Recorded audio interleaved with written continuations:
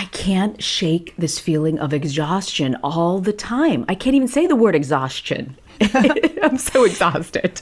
Reena, I laid down at 6:15 yesterday afternoon. You did? Yeah, in the evening, and I never do that. And No. I just couldn't get it together. So I was like, I'm going to go lay down.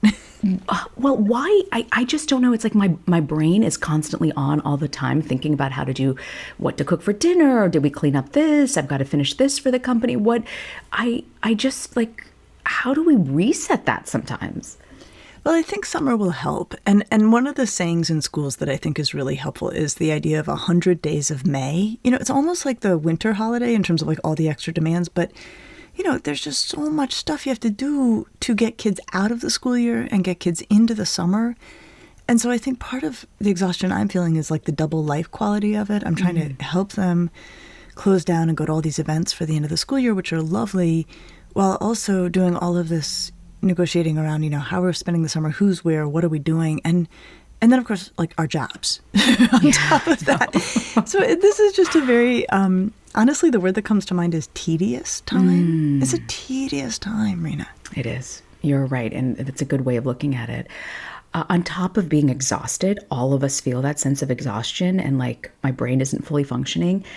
What do you do when your kids are so mean and you have very little patience? This was a letter we got from a parent who asks about that and says, "Dear Dr. Lisa and Reena, my 10-and-a-half-year-old daughter is getting so mean. She's in the 4th grade. Why is she already acting like a hormonal teenager?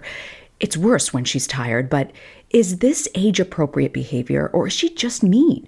She called my husband and I idiots last night, and just trying to figure out what the right consequences are and how to combat that feeling like a sudden change in behavior. It only happens at home, which is definitely her safe space. Nothing environmental seems to be wrong. And isn't she too young for hormonal changes? So what's up? Thank you." Oh my gosh, there's so much to this letter. Well, and the writer helps us out a lot by just saying everything's fine, right? Because of course that's the first question that we'd wonder, is there something wrong? Is there something amiss? And the writer's like, nope, there is no environmental explanation for what's going on. Like, things are normal. So where should we start? Yeah. So how do you respond about that behavior in the moment? Because that's what's so hard, right? Yeah, well, if your kid calls you an idiot, right, which it sounds like that did, it's kind of hard to not have a knee-jerk reaction to that. I just want to say any parent who has responded quickly and harshly to that certainly has my sympathies. And I actually, there's lines we cannot cross, but I actually think it's okay when kids are so out of bounds to be like, whoa, no, like you don't use those words around here or anywhere really. And so much of what I think about as I listen to this letter is parents are teachers, and we teach kids how they're supposed to operate in the world. And the rule that we have to live by, Reena, is no one is going to think our kids are as cute as we think our kids are. Right? And so we cannot allow them to conduct themselves at home in ways that would be totally unacceptable in the outside world. And we're not doing them any favors if we do. A lot of home life is training ground for developing the successful repertoires, or developing the repertoires that are going to let kids be successful in the outside world. And so, not reacting strongly to a kid calling you an idiot is not doing that kid a favor. So how do you even, sometimes you want to make sense of that behavior. How do you make sense of it? Because you're always wondering as a parent, where is this coming from? Yeah. So your kid calls you an idiot. I think it's really okay to be like, whoa, whoa, whoa. Like, that is totally over the line. Like, why don't you just take a break, cool off? We're not even having a conversation if you're going to talk to me like that. Like, I really think it's important. And I think the thing that parents want to check is, where did that even come from? Like, exactly what you're saying. Like, why did your kid do that? And there's a lot of reasons a kid could do that. And one of the ways we always want to approach these things in terms of something that deserves a reaction, and this definitely deserves a reaction, is to be, I'm going to use this term liberally, like kind of diagnostic about it. What does that mean? Like, there's a problem to be fixed, but you can't fix the problem until you diagnose the problem correctly, right? Like first you diagnose it and then you come up with a treatment for it. So in terms of possible diagnoses for why a kid is suddenly firing off terms like, you guys are idiots, right? So one is the kid's exhausted. Yeah. And cranky, and their impulses are strong and their controls are weak. And they were mad at the parent, which is totally fine. Kids get mad at the parent.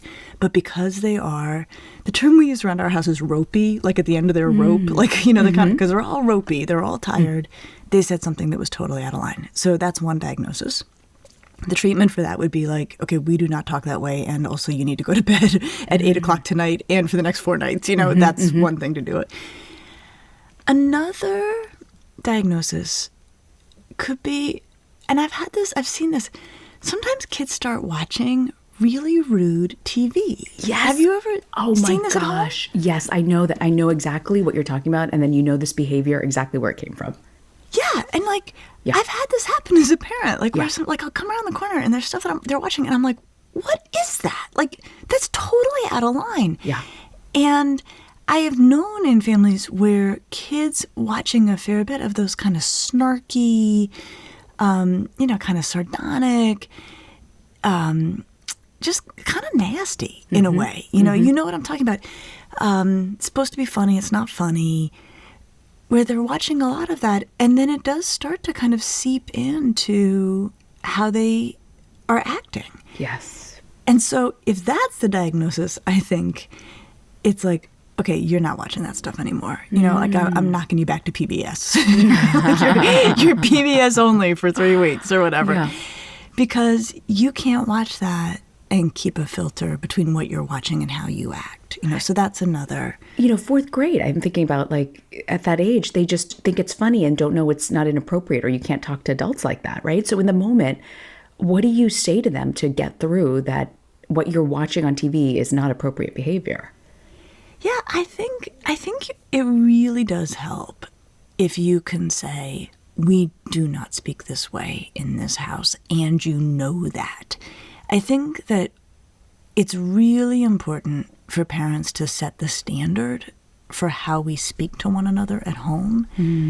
And, you know, it doesn't work, Reena, if parents sometimes devolve to name calling, even if they never do it to a child, but just do it with with their spouse, you know, or their Great partner. point. Yeah. Like, you have to really, you know, the thing you should be able to fall back on is, we don't do that here. Like, and you've never seen that done here. So you can't do it here. And so then I would say, if a parent's like, ugh, you know, maybe I can't say that. Maybe I've gotten really hot and said things I didn't mean to say. Then I think the parent needs to be able to say to that child, you know what? I know you've heard name calling sometimes from the adults, and that was wrong.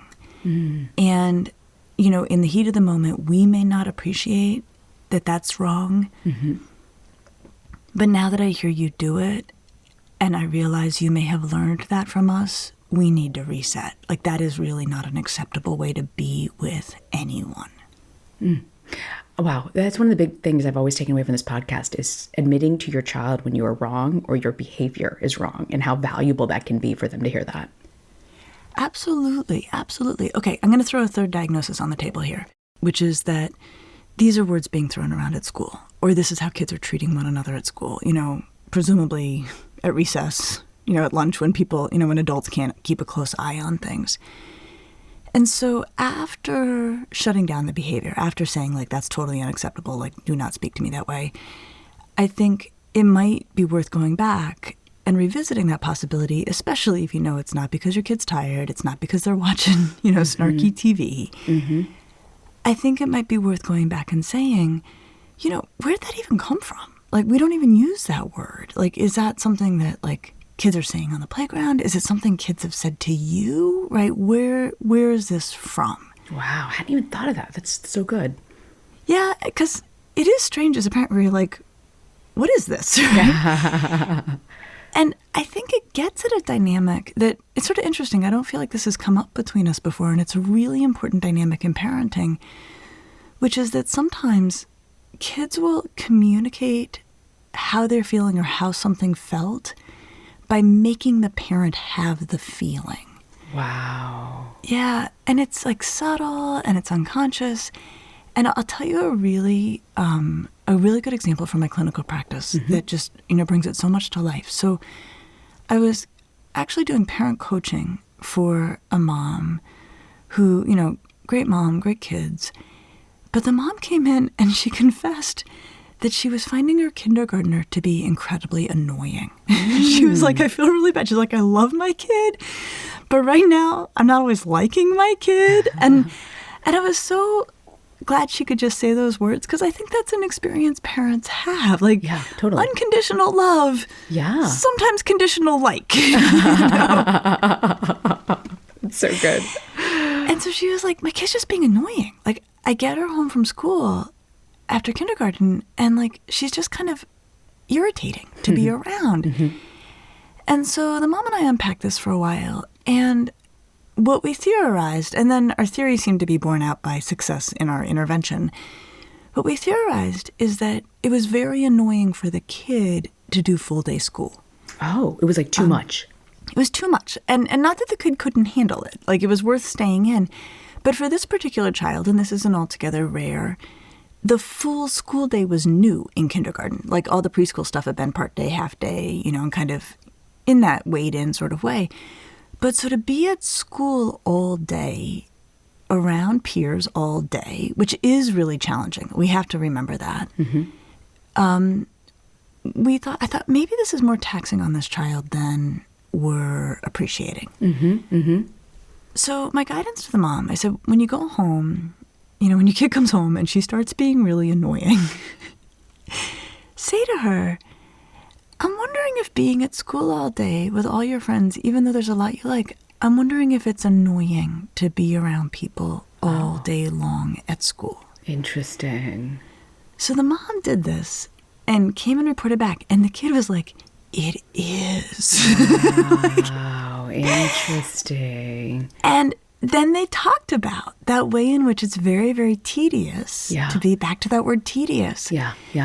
To have to accommodate oneself all day to the demands of other children who really can be annoying, even though they're all wonderful kids, but all day, every day can be a lot. And that this child at 5, understandably, did not have the fluency to come back home and be like, Mom, I got to tell you, like, this is a lot of annoying kids. And so the way it was playing out is that the child was being very irritating herself. And once they could move it to the plane of discussing it as the child's experience, the child no longer needed to inflict it on the parent to express the experience. So I do wonder, with this kid being mean, right? Yeah. I'm wondering, one diagnosis for us to consider here is the kid giving the parent a taste of what the kid is being served all day? Hadn't thought of that. So I said, I'm just kind of curious about how can you tell if this is hormonal, right? Because 4th grade, couldn't it possibly be when hormones are starting to kick in? Well, actually it could, right? So the letter writer's like, this is too early. She's not a teenager yet. Why is she being so snarky? But, one of the things we've talked about a lot on this podcast is, number one, adolescence begins at 11. So this kid is not, off the mark by any measure. And truly, Reena, even if there's not outwardly visible signs, a lot of kids, and especially girls, have pubertal activity and hormonal changes certainly afoot by 10 and a half, which is young and, in its own way alarming, but that is actually pretty much the norm. But the piece about hormones that we want to be thoughtful about is everybody blames hormones, and they blame testosterone on boys, and they blame hormones on girls, estrogen on girls for this emotionality. But when we do studies, and we really have this kind of neat way that we study these things, where we follow along with sort of mood, and moodiness. Yeah. And we quite literally have kids spit in cups so we can measure their hormones in the moment. Are you serious? Yeah. Is that available over the counter for parents? Well, I'll tell you why you're not going to need it, because it turns out that there's actually very little correlation between hormone levels in saliva, so like in the moment hormone levels, and the emotionality of the child. Huh. So hormones kind of get unfairly blamed in a way. But the way they're not unfairly blamed is they are driving neurological changes. Oh, interesting. So it's kind of correct and it's kind of not correct to blame hormones. It also, you probably don't want to say it to your kid in the same way that like you would never say to your wife, like, you're about to get your period. Like that would be Oh, like, totally. Drives me nuts. Yes. Nobody wants to hear that. so we wouldn't say that to a kid. So the bottom line, this is a very round the way answer, is it probably is a neurological change driven by hormones that is making this child more emotional. So that diagnosis, I think we can go ahead and make that one, though there may be other, this may be a couple diagnoses at play here. And the reality is, on the way into adolescence, kids just become more emotional. Their emotions are more supercharged, they're more intense. Mm-hmm. Their ability to stop themselves from doing impulsive things is relatively weak. Mm-hmm. Mm-hmm. And the reassurance I can offer this writer is that it tends to peak, especially for girls, around 13 and for boys around 14. That it comes out of the gate fast. It peaks early in adolescence. And then emotionality, it's actually kind of amazing to look at the charts. Like it goes down in a very steep line. And so 15-year-olds, 16-year-olds, 17-year-olds tend to be much steadier, much easier going, much less reactive. So what I would say to this parent is, okay, you're in it. You're underway with it. You're going to have to draw lines. You're going to have to try to diagnose the problem and treat it accordingly. But it's not going to be full blast for very long. Okay. That's really nice to hear. If you know it's hormones, how can you best deal in the moment with that? Like if you know to yourself this has got to be hormonal changes. Yeah, right. Like this, there's something that the kid can't control. Yes. At work here. It takes us back. I love the way themes emerge in our podcasts, over a number of different questions. Like we'll come back to some central ideas. I think it really takes us back to that idea of giving kids another chance, not reacting too strongly to anything, not basically cornering them when they've maybe done something they didn't mean to do.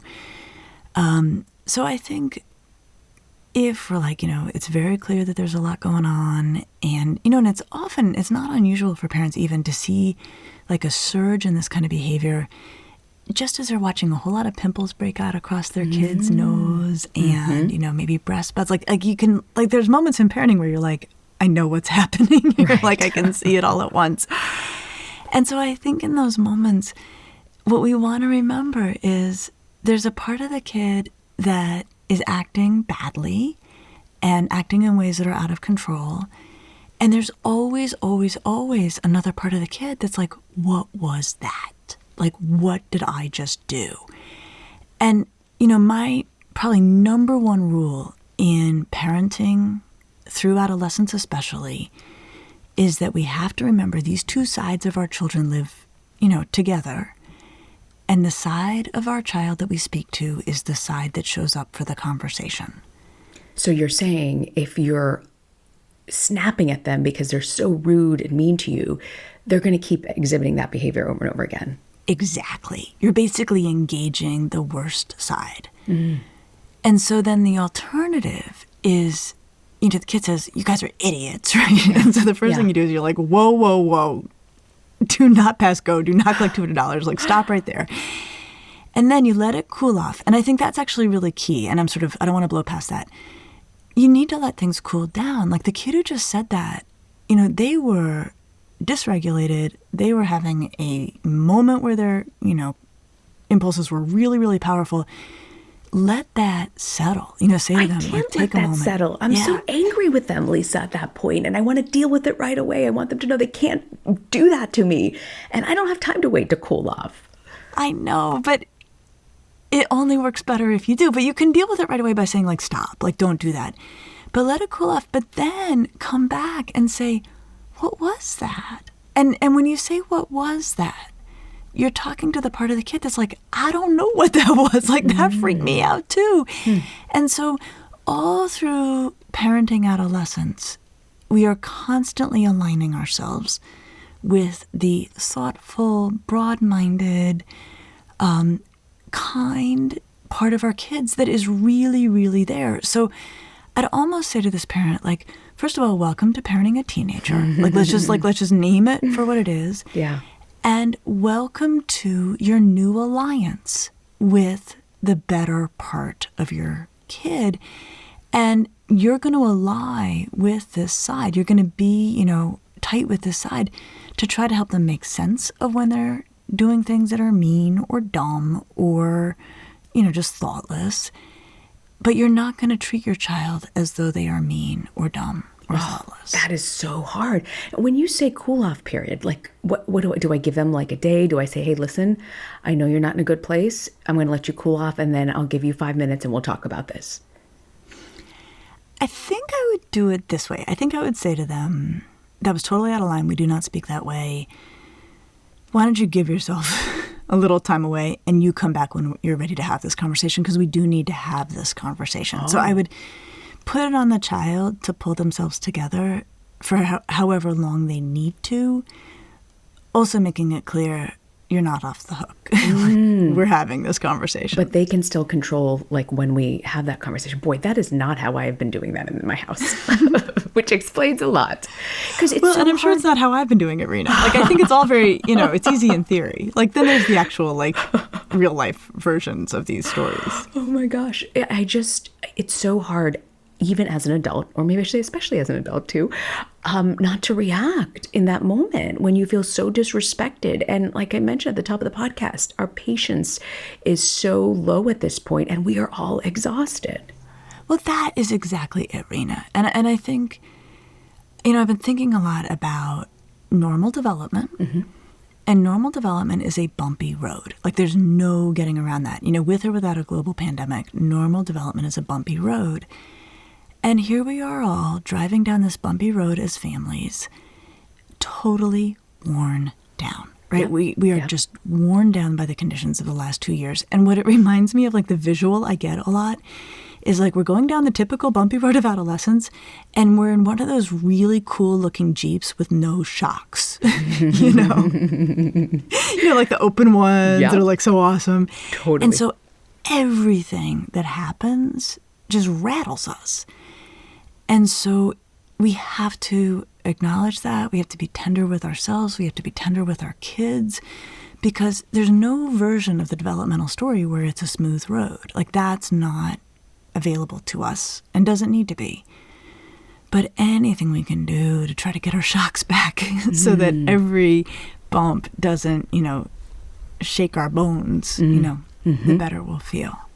So the last couple of minutes we have here, how do you create a safe space at home where kids can actually let their hair down and you don't feel triggered by the meanness they say, but you can sort of allow a place where they can exhibit that behavior and not feel like they're gonna be completely taken down? Well, so it's interesting, right? Like, I love the way this parent asks, like, should home be a safe space? And the answer to that is yes. But I want us to say, like, for what? So it shouldn't be a safe space for acting like a jerk. Like, that to me feels really clear. And it really goes back to that principle of home is where we teach kids how they're supposed to conduct themselves in the world. And so you don't get to be a jerk at home. Like, that feels to me really, like, central. But it can be a safe space for things like talking about how annoying classmates are. And venting that out and being able to do so freely, knowing that this is what we only do at home, and we actually do it in the service of being able to go back to school and be a polite citizen there. So I think that's the kind of safe space I want us to make available to kids. Or, I will say, certainly in my own home, we do a lot of joking around about stuff that is sort of, mildly inappropriate in our home, and it's fun and it's a little naughty, but, it's the kind of jokes I would not actually want my kids making with, people outside of our home. Yes. And sometimes I'll be like, we only joke about this kind of stuff here, right? And it's, it's silly stuff. And And that way of just being playful and enjoying each other with a clear sense of like, this is how we have fun together, but we have a clear sense of where this does and doesn't happen. So I think in that way, like kids don't have to be in formal dress at home. You know, they can be in their casual clothing version of themselves, but they don't get to mistreat anyone, and they shouldn't be mistreated. Like that, to me, feels like a line that never gets crossed. So, wow. Like when I tape these podcasts with you and I realize I've got to really rethink things on how I respond. But what do you have for us, Lisa, for parenting to go?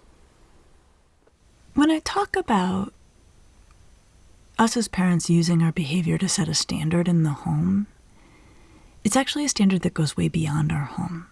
So there's the standard of treating our children with dignity and respect so that we can then fully expect them to do the same. But the real mileage on this comes outside of our homes and in their lives for the rest of their lives in terms of the standard they'll hold for all of their relationships with people. That if we can help our kids get used to the idea that they should be treated with kindness, they will not tolerate relationships where they are not treated well by others. And that's really the payoff we are looking for. They learn to stand up for themselves. Stand up for themselves, expect to be treated well, expect to treat other people well, and to settle for nothing less. Well, if you put it that way, I'm really rethinking how I do things at home. And next week, we're going to wrap up season 2 with our final episode, and we're going to look ahead to summer. Dr. Lisa's got advice on what kids should be focusing on this summer. I'll see you next week. I'll see you next week.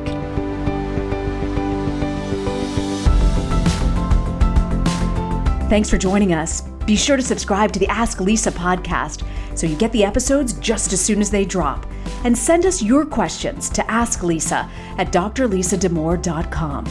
And now a word from our lawyers.